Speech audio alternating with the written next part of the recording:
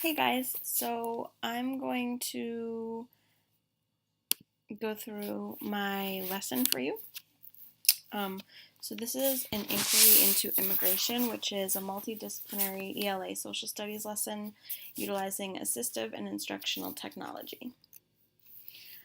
So the lesson topic and goal for my lesson is students will explore and inquire into immigration. So this is supposed to be the first lesson to kick off a new unit on immigration, and students will be reading a novel about immigration. So this is kind of building background knowledge.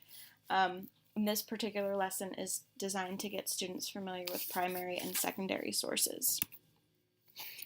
This lesson is designed for a middle school English classroom, specifically 6th grade co-taught inclusion, but it can be easily adaptable for self-contained or resource settings if you use a bit more technology or guided practice.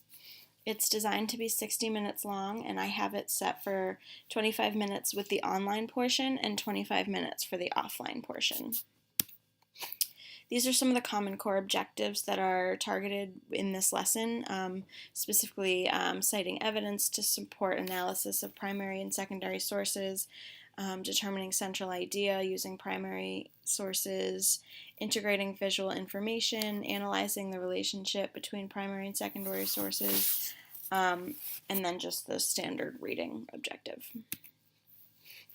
The materials needed for my lesson are a teacher-created interactive Nearpod presentation, and I'm going to go over in a separate video what Nearpod is and guide you through that.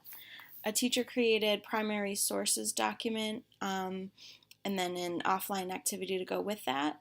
Student laptops, one per student or one per pair of students, a teacher laptop, and a teacher projector and board to project on. The laptops could be swapped for the iPod or iPad.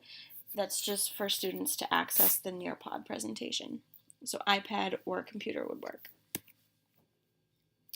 The online activity is a whole group lesson using technology from the site nearpod.com. I don't know if any of you have ever used Nearpod, but it's an amazing tool and I can't wait to share it with you guys. I just recently started using it and I'm really excited about it. It's basically students enter a PIN and they go live on this website where you create an interactive presentation that they follow on their own devices. And there's information that you can present like a slideshow, but then there's also activities that students work to complete, and the activities are sent directly to you.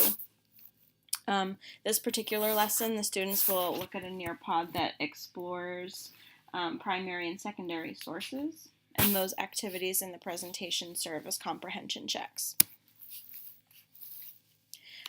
You can click here on your own if you want to access the video of me going through a Nearpod presentation from a teacher perspective and then also from the student perspective. The offline activity, students will be doing independent practice, and it can be individual or with a partner. This is after the Nearpod presentation. They'll be given copies of Victoria's Story, which is a story about an immigrant from about 100 years ago, and she tells her story through primary sources.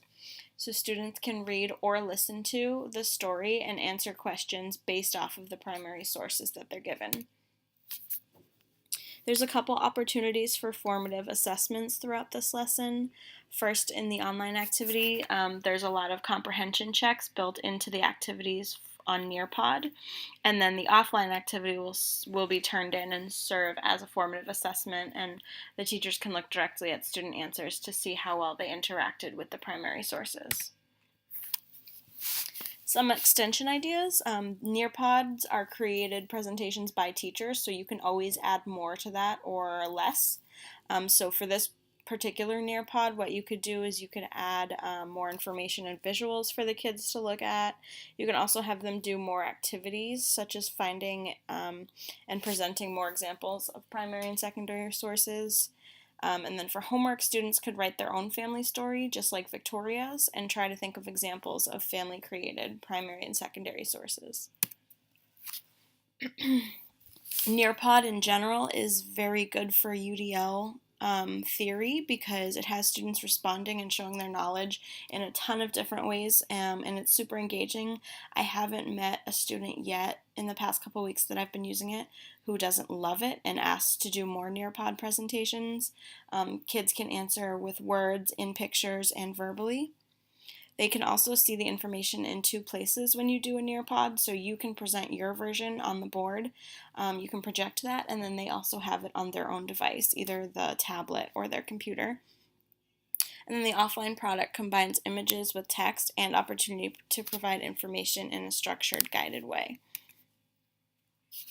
Eventually when I give you guys the final of this presentation, I'm gonna have links to my resources, but right now I'm just gonna show you. So this is the classwork document. This is what students will read. So these are pictures of the primary sources. One is a postcard of where the immigrant is from. One is the ship manifest from when her family came over. One is the actual house where she lived in New York City when she came over. And one is a family portrait.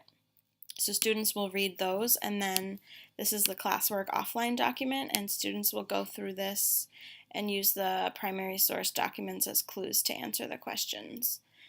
So there's a lot of sentence starters as differentiation. It's very structured. Each document is on one page, and they answer in the box, and it's color-coded by primary source. So that's the kind of a little bit of differentiation that I put into the offline activity. I'm going to end this presentation now, and then I'm going to post separate videos where you can walk through the videos of the Nearpod from my perspective and the Nearpod from the student's perspective. Hope you guys enjoy.